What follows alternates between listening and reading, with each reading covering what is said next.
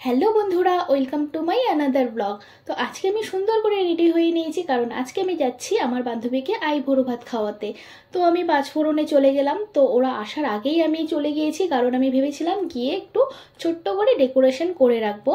তো গিয়ে দেখলাম বেশ ফাঁকাই রয়েছে, আর এখানে আমি সাজিয়েছি। তো সাজানো কমপ্লিট হয়নি, ওরা আসলে তারপর আরেকটু সাজিয়ে দেবো। তো ওয়েট করতে করতে দেখি ওরা চলে এসছে। এই যে এটি হচ্ছে আমার বেস্ট ফ্রেন্ড অঙ্কিতা আর তার হবু বর রূপম দা। তো অনেকক্ষণ ওয়েট করার পর ওরা চলে এসছে।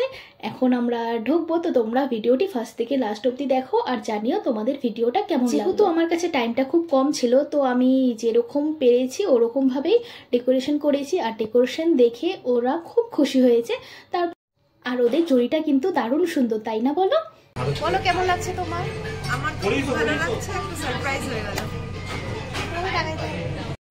আর এখানে আমি আমার বান্ধবীর জন্য এনেছিলাম খুবই ছোট্ট একটি গিফট। আর এটি ছিল একটি শাড়ি। ওর লাল হলুদ কালারটা ভীষণ পছন্দের শুনেছিলাম, তো ভেবেছিলাম ওকে একটা আমি লাল হলুদ কালারের শাড়ি গিফট করব। গিফটে দেখে ও খুবই খুশি হয়েছিল। আর এখানে দেখো আমাদের খাওয়া দাওয়া প্রায় কমপ্লিট, এবার আমাদের বাড়ি যাওয়ার পালা।